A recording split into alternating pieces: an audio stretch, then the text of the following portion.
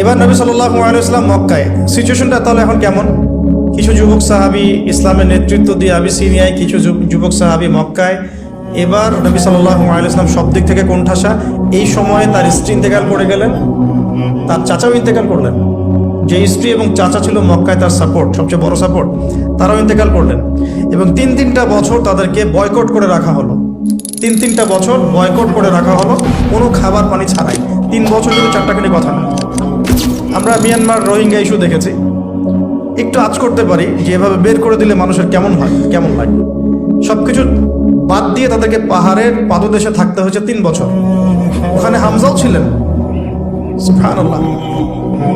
নবী সাল্লাল্লাহু আলাইহি ওয়াসাল্লামের কাছে তারা অনুমতি চাচ্ছিলেন যে আমাদেরকে খালি অনুমতি দেন, আমরা যে কয়জন আছে এই কয়জন নিয়ে যুদ্ধে ঝাঁপিয়ে পড়ব।